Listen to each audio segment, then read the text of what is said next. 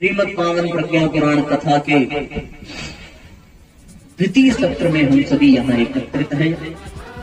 साथियों, इस धरती पर दो प्रकार की शक्तियां काम करती हैं। एक होती है अच्छाई की शक्ति और एक होती है बुराई की शक्ति। जो अच्छाई की शक्ति है उसको दैवी शक्ति कहते हैं और जो बुराई की शक्ति है उसको आसुरी शक्ति कहते हैं। बराबर युद्ध होते रहे हैं। राम रावण का युद्ध आपने सुना होगा, कौरवों और पांडवों का युद्ध सुना होगा। अभी भी यूक्रेन और रूस के बीच में युद्ध चल रहा है। युद्ध होते रहते हैं और ये युद्ध दो के बीच में ही हमेशा होता है। माध्यम कोई भी हो, स्वरूप कोई भी हो, स्थान कोई भी हो, परिस्थितियां कोई भी हो, पर युद्ध केवल दो के बीच में चलता है। और वो दो कौन है? एक है अच्छाई और एक है बुराई। एक है धर्म और एक है अधर्म। एक है नीति और दूसरी है अनीति। इन्हीं दो के बीच में युद्ध चलता है। बहाना कोई भी हो, स्थान कोई भी हो, पर युद्ध केवल और केवल इन्हीं दो के बीच में चलता है। जिधर धर्म है उधर अच्छाई होती है, उधर दैवी शक्तियां होती हैं। जिधर अधर्म है उधर बुराई होती है, उधर आसुरी शक्तियां होती हैं। युद्ध की परंपरा रही है और बड़ी विचित्र सी बात है कि आसुरी शक्तियां अपनी ताकत लगाती हैं कि चारों तरफ असुरों का साम्राज्य हो जाए, और दैवी शक्तियां अपनी ताकत लगाती हैं कि चारों तरफ दैवी वातावरण बने। अच्छा, बुरे लोगों के बीच में रहना पसंद है या अच्छे लोगों के बीच में? तो हम ये चाहते हैं कि अच्छे लोगों के बीच में रहें। जो चोर है वो खुद जब अपने घर से निकलता है चोरी करने, तो वो चाहता है कि उसके घर की रखवाली कोई ईमानदार व्यक्ति करे। वो चोर भी अपने काम को ईमानदारी से करता है। चोर कभी चोरी के प्रति बेईमानी नहीं करेगा। यदि दो चोर आपस में मिलकर के चोरी कर रहे हैं तो वो एक दूसरे को धोखा नहीं देंगे। वो चोरी में भी ईमानदारी के साथ चोरी करेंगे। झूठ भी बोलेंगे तो सच्चाई के साथ झूठ बोलेंगे कि उनके झूठ को कोई पकड़ ना पाए।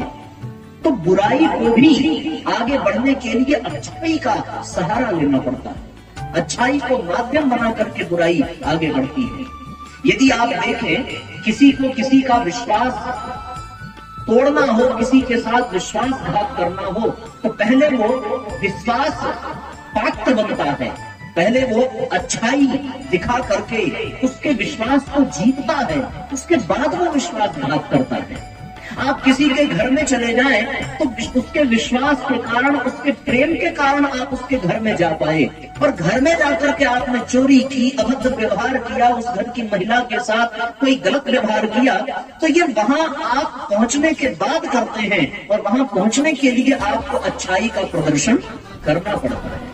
रावण भी माता सीता को हरने गया तो रावण बन करके नहीं गया, वो साधु बन करके गया था, संत बन करके गया था। पहले वो बाबा जी बन करके गया था, पहले अच्छा इंसान बन करके गया। बाद में जब माता सीता को विश्वास हुआ तब उसने सीता हरी। और यही हाल कालनेमी का भी है।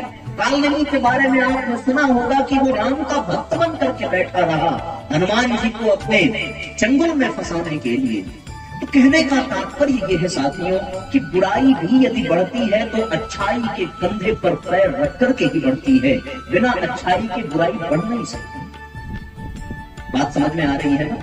लेकिन अच्छाई की जो शक्ति है, जो ताकत है, वो बुराई को बढ़ने नहीं देना चाहती और बुराई भी अपनी पूरी ताकत लगाती है। तो देवता और दानवों का युद्ध सर्वत्र चलता रहता है और उसी युद्ध के बीच में जो जीतता है उसका साम्राज्य होता है।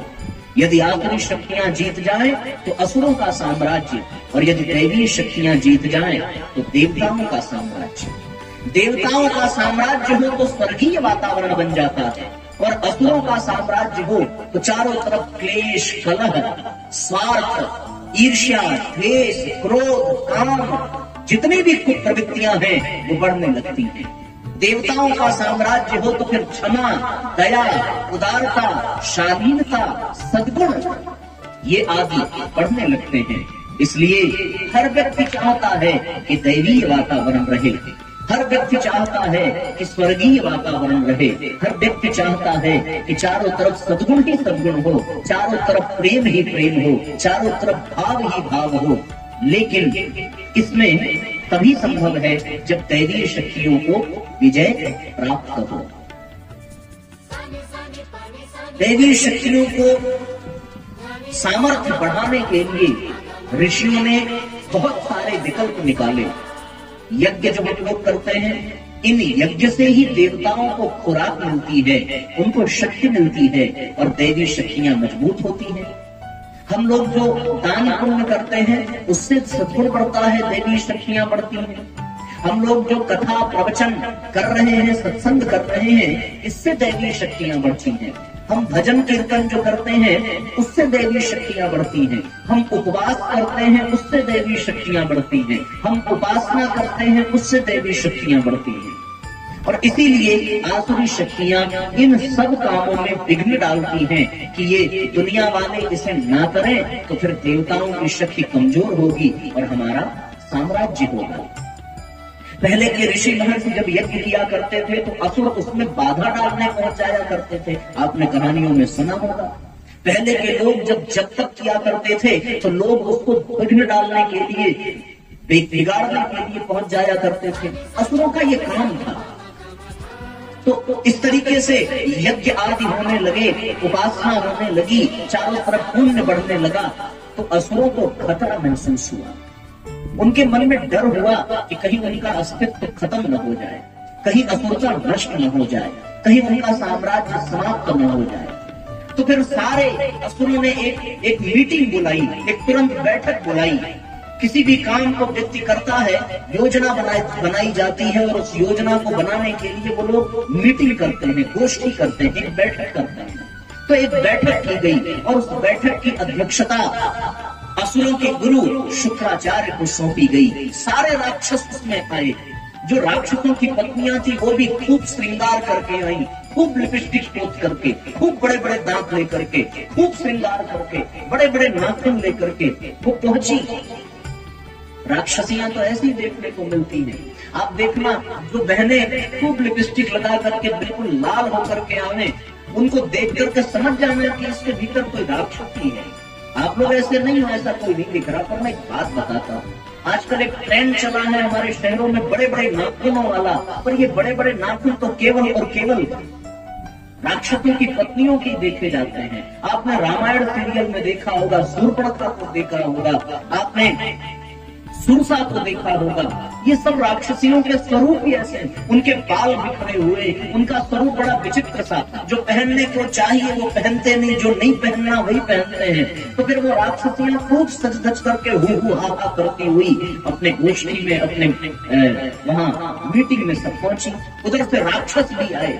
एक तरफ से रावण अपनी चंद्रहास तलवार लेकर के पहुंचा, एक तरफ से कुंभकर्ण अपनी गदा लेकर के पहुंचा, एक तरफ से कंस अपने साथियों के साथ पहुंचा, एक तरफ से हिरण्य और हिरण्याक्ष अपने साथ पहुंचा, एक तरफ से भस्मासुर पहुंचा, एक तरफ से ऐसे ऐसे सारे के सारे असुर वहां पर एकत्रित हुए और एक बहुत बड़े हॉल में मीटिंग हुई सारे असुरों की।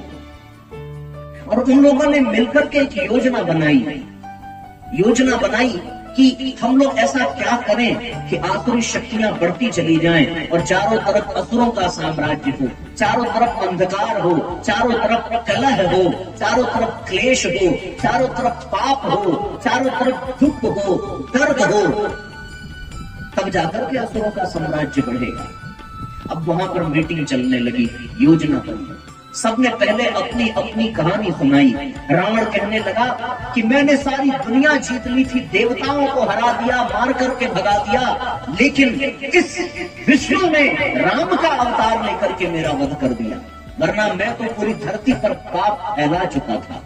कुंभकर्ण ने कहा मेरे पास इतनी शक्ति थी कि मैं एक बार जगूं तो फिर पूरी सृष्टि को खा जाऊं, इतनी ताकत। लेकिन इन देवताओं के चक्र में फंस करके, माता सरस्वती के चंगुल में फंस करके मैंने 6 महीने सोने का वरदान ब्रह्मा जी से मांग लिया। यदि मैं न होता तो फिर आज पूरी सृष्टि पर मेरा आधिपत्य होता, मैं किसी को जीवित नहीं रहने देता। कुंभकर्ण की अपनी समस्या। कंस ने अपनी बात कही। कंस कहने लगा कि मैं तो शुरू से ही, प्रारंभ से ही कृष्ण को मारने के फिराक में था, पर देवताओं ने उसे चतुराई के साथ गोकुल पहुंचाया। मैं खोज ही नहीं पाया, मैं पता ही नहीं कर पाया, फिर वही विष्णु कृष्ण बनकर के मेरा वध कर देता है। मैं वहां भी हार जाता हूं। दुशासन कहने लगा कि मैंने तो द्रौपदी को नग्न करने की पूरी योजना बना दी थी, पर इसी मायावी कृष्ण ने मुझे वो करने से रोका और साड़ी पर साड़ी भेजते गए। मैं द्रौपदी को नग्न नहीं कर पाया। दुर्योधन ने कहा कि पांडवों को मैं एड़ी चोटी की ताकत लगाने पर विवश कर दिया था, पांडवों को मैंने धूल चटा दी थी, पूरा युद्ध में जीतने की कगार पर खड़ा था, पर इसी मायावी कृष्ण के प्रभाव से पांडवों को विजय मिली और हमें हार का सामना करना पड़ा। यही बात भस्मासुर ने भी कही कि मैंने तो वरदान पाया था कि जिसके सिर पर हाथ रख दूंगा वो जल करके नष्ट हो जाएगा। मैं भगवान शिव को ही जलाने के लिए दौड़ पड़ा, पर इसी विष्णु ने मायावी मोहिनी का रूप धारण करके मेरा ही हाथ मेरे सिर पर रखवा दिया और मैं भस्म हो गया। नाचने के लिए हाथ ऊपर रखना पड़ता है। भस्मासुर को भी नृत्य करने के लिए उसने उकसाया भगवान विष्णु ने अपनी माया से, और नचाते नचाते हाथ ऐसे सिर पर रखा वो जल करके रहा। सारे असुरों ने अपनी अपनी समस्या बताई। हिरण्यकश्यप उसने कहा कि मैंने तो मृत्यु को जीत लिया था, पर यही विष्णु नरसिंह अवतार लेकर के आता है और मेरे जीवन को नष्ट कर देता है। हिरण्याक्ष ने कहा मैंने पृथ्वी की समस्त संपदा को समुद्र में पहुंचा दिया था, सारी पृथ्वी पर त्राहिमाम त्राहिमाम का स्वर गूंज रहा था, लेकिन 12 अवतार लेकर इसी विष्णु ने मेरा जीवन बेकार कर दिया, मुझे मेरे लक्ष्य से वंचित कर दिया। हे गुरुदेव मुझे कोई रास्ता बताइए। इतने में शूर्पणखा भी खड़ी हुई कि मैं तो सीता का वध ही करने वाली थी, पर इसी विष्णु के शेष ने मेरी नाक काट दी। शूर्पणखा ने भी अपना रोना रोना शुरू किया। सारे राक्षस, सारे राक्षसियां सब परेशान। द्रोणाचार्य उनके गुरु जो शुक्राचार्य थे उन्होंने सबकी बात सुनी और उन्होंने एक रास्ता बताया। बोले रास्ता ये है कि तुम सब बार बार इस धरती पर आए जन्म लेकर के, और हर बार तुम लोग अकेले आए। रावण अकेले आया, तो अकेले आने के कारण उसका वध हुआ। दुर्योधन दुशासन अकेले आई, शूर्पणखा अकेली आई, हिरण्यकश्यप अकेला आया था, हिरण्याक्ष अकेले आए थे। अकेले होने के कारण इन राक्षसों का वध विष्णु ने आसानी से कर दिया, और तुम लोग एक स्थान पर थे, दिखाई पड़ते थे, इसलिए उसे तुम लोगों का पता चल जाता था। अब की बार एक ऐसी योजना बनाओ कि तुम्हें पता न चल पावे कि तुम कहाँ हो, तुम किसी को दिखो मत, लेकिन तुम्हारा काम करता होना चाहिए। और इस बार तुम लोग अकेले इस धरती पर मत जाना, इस बार तुम्हें धरती पर एक साथ जाना है, सामूहिक रूप से जाना है। और हर बार तुम अलग अलग जगह महल बना करके रहते थे, धरती के एक एक स्थान का चयन करते थे। इस बार धरती के किसी स्थान पर मत जाना, इस बार कहीं महल मत बनाना, इस बार मनुष्य के मस्तिष्क में जाकर के बैठ जाना और उसके विचारों को नष्ट कर देना, बर्बाद कर देना। फिर विष्णु तुम्हें खोज नहीं पाएगा, तुम्हें देख नहीं पाएगा, और फिर तुम्हारा वध नहीं कर पाएगा। क्यों भाई, किस कोई आपको दिखेगा तो ही तो आप उसको मार पाओगे। भूत को किसी ने देखा है तो भूत को कोई मार पाता है? कभी नहीं मार पाता। प्रेत योनि में जो हो वो तो सूक्ष्म रूप में होता है, हवा के रूप में वो दिखता ही नहीं है, तो फिर आप उसको मारोगे कैसे? लेकिन आपके भाई बहन तो आपको दिखते हैं, आप जब चाहो तब पीट दो। किसी का गुस्सा किसी पे उतार सकते हो आप। झगड़ा हुआ किसी से, घर आए बच्चा मुस्कुरा करके आइए पिताजी, इतने में दो तमाचा लगा दिया, क्योंकि गुस्सा बाहर का था, वो दिख रहा था। तो सबसे आसान वही था, जो कमजोर हो उसी को व्यक्ति पीट देता है। तो इसलिए साथियों समस्या ये थी कि वो दिखते थे, पर अब समस्या ये हो गई कि वो असुर दिखाई नहीं पड़ते। आज राम कहीं नहीं दिखाई पड़ते, पर रावण हर घर में दिखाई पड़ते। आप अनुभव कर सकते हो उन राक्षसों को। रावण जो लंका का राजा था, वो आकर के ब्राह्मणों के मस्तिष्क में बैठ गया। ब्राह्मणों के मस्तिष्क में बैठ करके पाखंड, छद्म, छल, छलावा, बेईमानी, इस रास्ते पर ब्राह्मणों को चला देता है। उसके कारण, उसी रावण के कारण, ब्राह्मणों के मस्तिष्क में बैठने के कारण वो रावण पंडितों से ऐसे ऐसे कुकृत्य कराता है कि पंडित अपने पद से भ्रमित हो जाते हैं और ब्राह्मण अपना कर्तव्य भूल जाता है। वो कंस जो मथुरा का राजा था, वो राजनेताओं के मस्तिष्क में जाकर के बैठता है और उनसे राजनीति में पाप करवाता है, भ्रष्टाचार करवाता है, अत्याचार करवाता है, अनीति करवाता है, वरना वो नहीं करते। वो शूर्पणखा वो आजकल के नौजवान बहनों के जीवन में, उनके मस्तिष्क में जाकर के बैठ गई कि मैं तो एक लक्ष्मण को फंसाने के चक्कर में पड़ी थी, और आजकल की शूर्पणखाएं न जाने कितने लक्ष्मण को गली चौराहे पर फंसाने के लिए तैयार है। वो उनके मस्तिष्क में जाकर के बैठ गई। वो दुशासन युवाओं के मस्तिष्क में जाकर के बैठ गया और सारी द्रौपदियों के चीर हरण करने और सारी बेटियों के बलात्कार करने की योजना बनाने लगा। उस केवल दुशासन के प्रभाव के कारण ये दुष्परिणाम निकल करके आ रहा है कि इस देश के युवा भ्रमित हो रहे हैं और चरित्रहीन हो रहे हैं। भस्मासुर जाकर के वैज्ञानिकों के मस्तिष्क में बैठा और वैज्ञानिक ऐसे ऐसे शोध कर रहे हैं जिनसे ये दुनिया नष्ट हो जाएगी, भ्रष्ट हो जाएगी, समाप्त हो जाएगी। परमाणु बम जिसका एक बटन दबाने से पूरी धरती रसातल में जा सकती है, पूरा संसार जलकर राख हो सकता है, ऐसे ऐसे परमाणु बम, ऐसी ऐसी मिसाइलें इन वैज्ञानिकों ने बनाई जिस पर हाथ रखते ही पूरी धरती जलकर के राख हो जाए। और ये क्यों? क्योंकि उनके मस्तिष्क में भस्मासुर जाकर के बैठ गया। इन व्यापारियों के मस्तिष्क में हिरण्याक्ष बैठ गया। वो व्यापारी लूट करने लगे, झूठ बोलने लगे, भ्रष्टाचार करने लगे, 3 के बजाय 13 में अपनी सामग्रियों को बेचने लगे। आपने सुना होगा केदारनाथ की जब घटना घटी तो वहां पर 5-5 रुपए का बिस्किट का पैकेट 50-50 रुपए में बेचा जा रहा था। कोरोना में आपने देखा होगा कि जो ऑक्सीजन 100-200 रुपए में मिलता उसको 20-20 हजार रुपए के टैंक में बेचा गया। ये व्यापारियों के मस्तिष्क में जब हिरण्याक्ष बैठा तो ही ऐसे गलत कार्य व्यापारियों ने प्रारंभ किए और मनुष्य की मजबूरी का फायदा उठाया और चारों तरफ दुख और त्रासदी की फैलती चली गई। इसी प्रकार से हिरण्यकश्यप जिसने स्वयं को ही भगवान घोषित कर दिया, अपने प्रहलाद जैसे पुत्र को मारने पीटने की योजना बनाने वाला हिरण्यकश्यप जाकर के आजकल के भाइयों के मस्तिष्क में बैठ जाता है। दुर्योधन भाइयों के मस्तिष्क में बैठ करके भाई भाई के युद्ध कराता है, भाई भाई से दूरी कराता है। आज भाई भाई को देखना नहीं चाहता। क्यों? क्योंकि उनके मस्तिष्क में दुर्योधन बैठ गया। अब मस्तिष्क में ये राक्षस जाकर के बैठ गए। हर घर में है रावण बैठा, इतने राम कहां से? कल युग बैठा मार कुंडली, जाओ तुम कहां जाओ। हर घर में है रावण बैठा, इतने राम कहां से लाऊं, इतने राम कहां से लाऊं। चारों तरफ पाप, चारों तरफ पतन, चारों तरफ भ्रष्टाचार, चारों तरफ द्वेष की भावनाएं जन्म लेने लगी। पता है क्यों? केवल और केवल इन आखिरी शक्तियों के कारण। हम यज्ञ करने से दूर हो गए इन राक्षसों की शक्ति के कारण। हम भगवान से दूर हो गए, हमने उपासना करना छोड़ दी, हमने उपवास करना छोड़ दिया, हमने पूजा पाठ छोड़ दिया, हमने व्रत अनुष्ठान छोड़ दिया। हम केवल भौतिकवादी समाज में जीने लगे। केवल और केवल अधिक से अधिक पैसा मिल जाए, अधिक से अधिक सुख मिल जाए, अधिक से अधिक सुविधाएं मिल जाए। आज जीवन में अध्यात्म समाप्त हो गया। आज जीवन में ऋषियों के द्वारा बताए गए सूत्र समाप्त हो गए। बताओ कैसे हम सभी अपने जीवन में प्रसन्नता लाने, कैसे हम सभी अपने जीवन में सुख लाने? क्योंकि मस्तिष्क में तो राक्षस बैठा है। बैठा है कि नहीं बैठा? मैंने कुछ गलत बात तो नहीं बताई ना? समझ में आ रही है बात में? सुनाई पड़ रहा है ना? सही कह रहा हूं ना? क्यों? लगता है ना कि लोगों के दिमाग में राक्षस बैठ गया है और व्यक्ति ऐसा व्यवहार ही करता। फिर क्या करना पड़ेगा? बोले युद्ध तो होता है हर समय। सतयुग में जब युद्ध हुआ तो 2 लोकों के बीच में हुआ, पाताल लोक और स्वर्ग लोक के बीच में। वो हुआ धरती पर।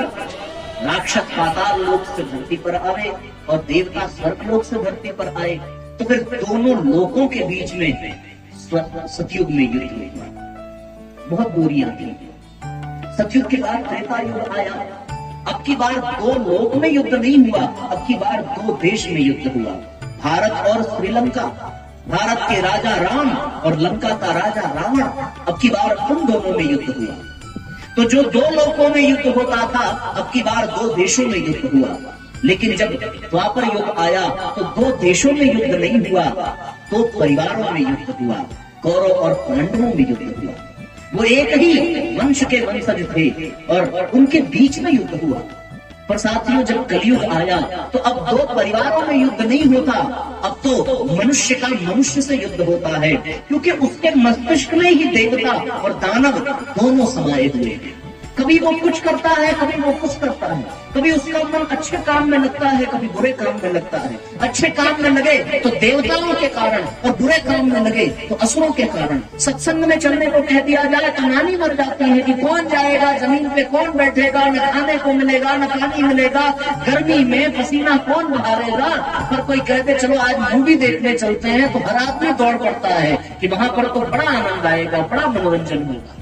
किसी को डीजे बजाने के लिए, नृत्य करने के लिए भेज दिया जाए तो जो कमर मटका मटका करके व्यक्ति नाचता है। लेकिन साथियों, सत्संग में और भजन में ताली बजाने को कह दिया जाए तो ऐसा लगता है कि उनसे उनकी किडनी मांग ली गई, वो नहीं बजा पाते, उनका मन नहीं करता। ये क्यों है? ये आसुरी शक्तियों के कारण है, ये आसुरी प्रवृत्तियों के कारण है, इसलिए ये दृश्य देखने को मिलता है। आज अच्छे कामों में आप जाइए तो फिर वहां पर भीड़ नहीं लगेगी, लेकिन बुरे कामों में आप जाइए, कहीं पर डीजे चले, नृत्य हो, वहां पर आपको बिना बुलाए लाखों हजारों लोग मिल जाएंगे, किसी को बुलाना नहीं पड़ेगा। और सत्संग में आप निमंत्रण देते मर जाओ, वो आने को तैयार नहीं होते। उनको लगता है कि जो बाबा जी आए वो बक करके चले जाएंगे, उनके बोलने से कोई फर्क नहीं पड़ता। तो ये जो भाव है ये आसुरी शक्तियों के कारण। और साथियों, जब ये स्थिति होती है तो फिर ये धरती तड़पने लगती है, त्रस्त हो जाती है, परेशान हो जाती है, और फिर ये प्रार्थना करती है किससे? ऊपर वाले से, परमात्मा से। और इस धरती पर इस दृश्य को देखा नारद जी ने। नारद जी ने जब ये देखा कि सबके मस्तिष्क में असुर समा गए हैं, आज जिस गंगा को हम देवी मान करके पूजा करते थे उस गंगा में नाले बहाए जा रहे हैं।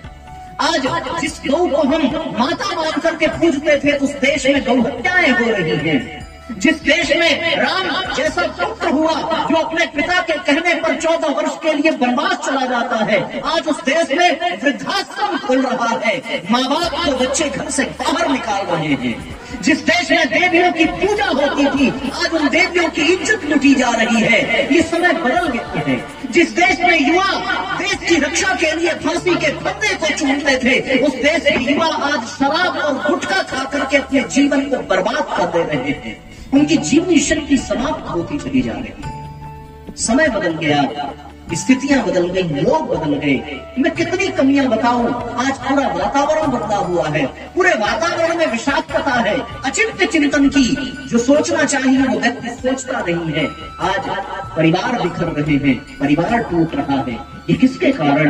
उन आसुरी शक्तियों के कारण। तो फिर ये धरती तिलमिला उठती है, ये धरती तड़पने लगती है। साधु सन्यासी परेशान हो जाते हैं, संत समुदाय चिंतित हो जाता है, विप्रथेन सुर संत सबके सब बेचैन हो जाते हैं। और जब ये बेचैनी बढ़ती है तो उन्हें परमात्मा की याद आती है। और जब कष्ट अपने चरम पर हो तब वो ईश्वर को याद करता है और ईश्वर को याद करके उसको पुकारता है। फिर ईश्वर ने वचन दिया है, गीता में कहा है अर्जुन से, यदा यदा हि धर्मस्य ग्लानिर्भवति भारत अभ्युत्थानम् अधर्मस्य तदात्मानं सृजाम्यहम् परित्राणाय साधूनां विनाशाय च दुष्कृतां धर्म संस्थापनार्थाय संभवामि युगे युगे। भगवान इस धरती पर आता है। जब जब हो धर्म के हानि बाढ़ असुर अधम अभिमानी तब तब प्रभु हरि विविध शरीरा, हरहु कृपा निधि सज्जन पीरा, सज्जन पीरा। विप्रधेनु सुरसंत हित, लीन मनुज अवतार। वो परमात्मा धरती पर आता है। जब रावण ने सर्वत्र त्राहि त्राहि मचा दी थी, तो फिर वही नारायण राम बन करके आए। जब कंस और कौरवों ने चारों तरफ अधर्म की पताका लहराई, तो फिर वही भगवान, वही नारायण कृष्ण बन करके आए। जब चारों तरफ पाखंड था, ढोंग था, अधर्म था, अन्याय था, तो फिर वही नारायण बुद्ध बन करके आए, वही परशुराम बन करके आए, वही वामन बाराह बन करके आए। और जब कलयुग में चारों तरफ अचिंत चिंतन हुआ, चारों तरफ क्लेश और क्रांति बढ़ी, चारों तरफ असंतोष, स्वार्थ, ईर्ष्या, द्वेष के दलदल में, क्रोध, काम, लोभ, मोह के दलदल में धंसती हुई मनुष्य की जिंदगानी जब कम उड़ने लगी, तो फिर ऐसी स्थिति में फिर से लोगों ने नारायण को पुकारा। और नारायण इस दुनिया में अपने वचन को पूरा करने के लिए फिर से यह आश्वासन देते हैं कि एक बार मैं रामावतार के रूप में आया, कृष्णावतार के रूप में आया, बुद्धावतार के रूप में आया, और अब मैं इस दुनिया में, इस कलयुग में दुनिया के संताप को मिटाने के लिए, गौओं के कल्याण के लिए, ब्राह्मण संतों के उद्धार के लिए, धर्म की संस्थापना के लिए, अधर्म के विनाश के लिए मैं इस धरती पर पुनः आऊंगा। और अब की बार मैं प्रज्ञावतार के रूप में इस दुनिया में आऊंगा। और प्रज्ञावतार के रूप में आने का आश्वासन देकर के भगवान ने तृप्त किया सब।